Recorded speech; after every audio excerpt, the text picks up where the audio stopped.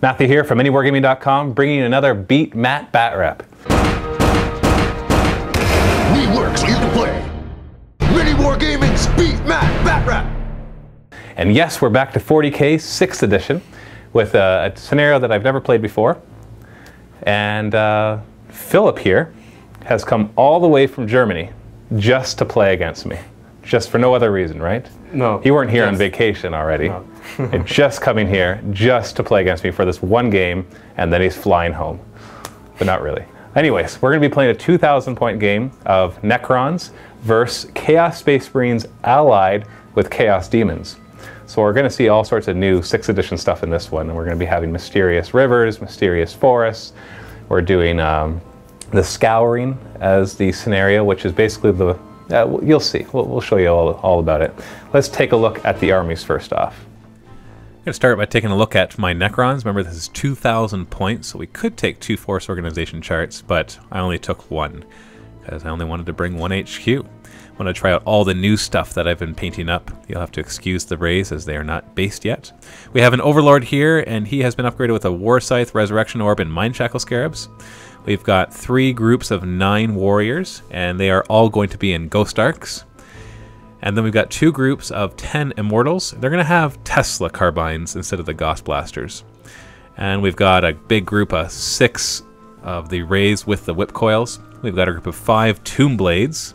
And then a small group of Scarab Swarms, because I wanted to bring 3 of the Tomb Spiders, but they need to have an existing Scarab Swarm base group in order for them to be able to produce more. And then a Doomsday Arc. So there's our 2 heavy support there with the Spiders and the Doomsday Arc. So there is roughly 2,000 points. Looking over at Philip's Chaos Allies, this is a Chaos Space Marine army with a Chaos Demons allied detachment. And so this is also 2,000 points, obviously. The whole thing is being led by a Sorcerer. So that's the guy right there. And I think he's a Slanesh. He's got the Lash, so whichever guy can have the Lash. We got a group of Raptors. We've got a group of Obliterators. And we've got 4 groups of Marines. This is a normal group of Marines. These are Khorne Berserkers. And these are Noise Marines. And then another group of regular Marines. And they're all in Rhinos. We got Meltas in there and some Power Fists and fun stuff like that. And then the Allied Detachment, we have a Herald of, I think it's Zinch. These guys are proxying in for Screamers. And then we got 2 groups of Demonettes. And so we've got about, I think we have 6 troop choices here and 2 fast attack choices. That's going to be important because for the scenario, we decided to do the Scouring. This is the first time I've ever played this scenario, so I will admit that I made a mistake, and I'll tell you what that is in a second.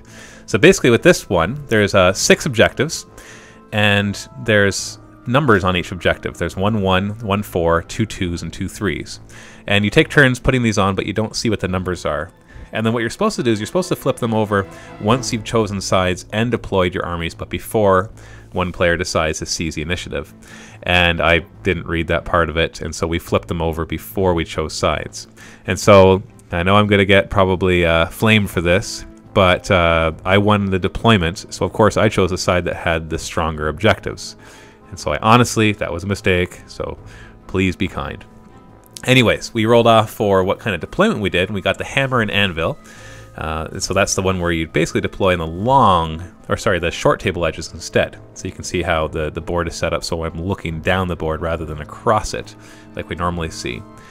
And so my strategies are pretty straightforward. This is a mysterious river, by the way, which we'll find out what it is once it's my turn. And those are mysterious trees. And then everything else is basically your ruins, just what you'd typically expect. Lots of 4+ cover right there.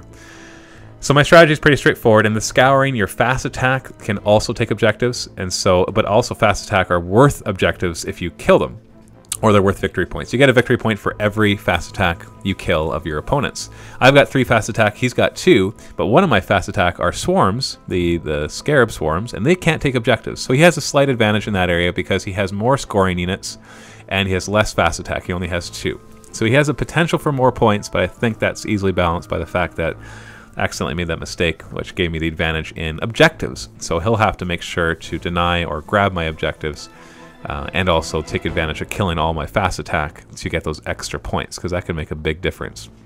So my deployment is pretty straightforward. My fast attack guys are on each flank.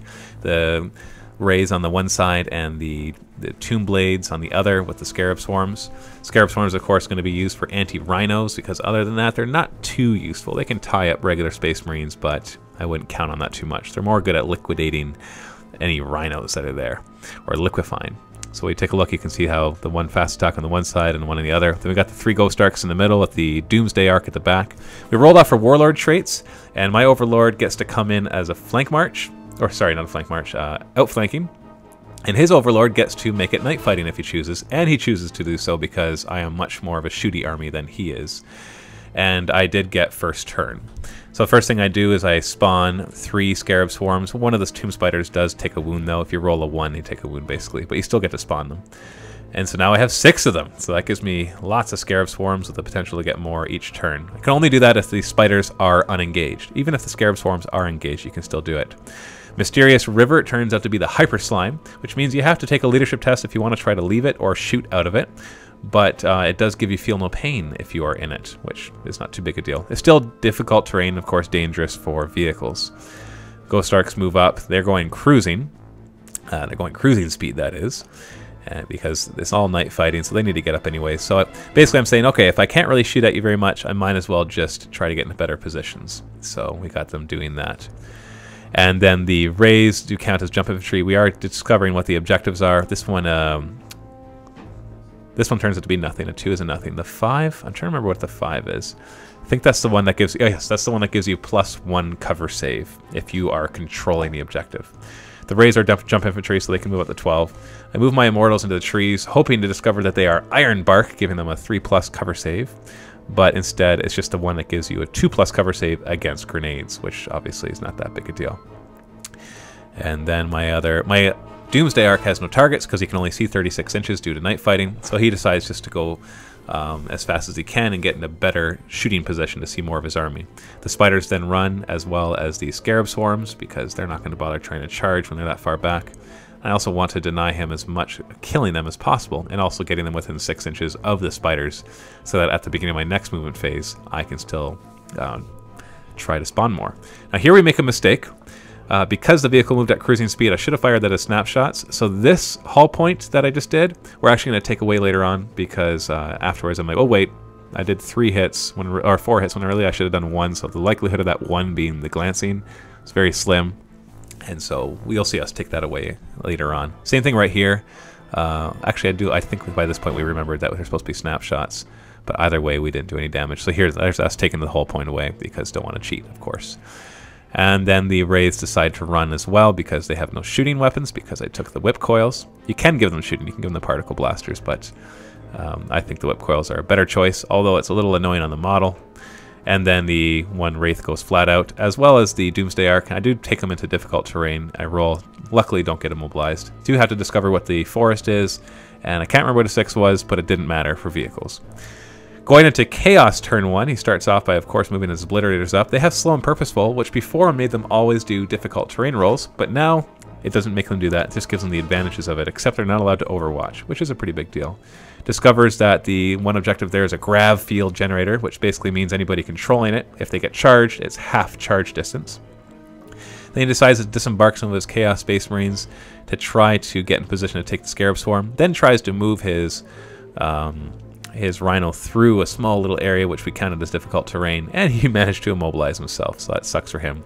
Chaos Raptors jump on over, and the other one then decides to try to move through that small little area, and he does not get immobilized.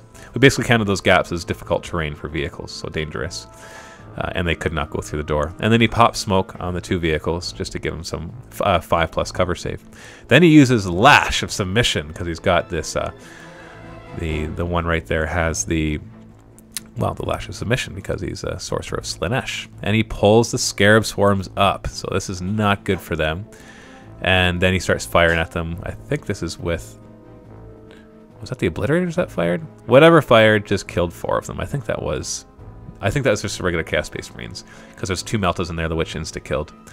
And then he repairs his immobilized result, which works out nicely for him. And then his Obliterators fire their plasma cannons. The first one does miss. The second one gets a direct hit. And the third one scatters a little bit. Here I made it scatter too far, I think. Or whatever it is. So we got 3 hits. And we did forget to do the plasma, or the gets hot. So one of them actually did get hot, and he failed his 2+ armor save. But we just pretended it was the one that completely missed. So one of the Tomb Blades did take a wound there, and then we have some cover saves for the other one, so another one does die.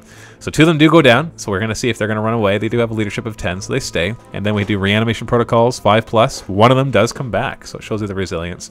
Put him into cover just in case anybody else decides to assault. Then he tries to assault with his raptors, but fails, gets just shy. He needed 9 inches, but he got 8.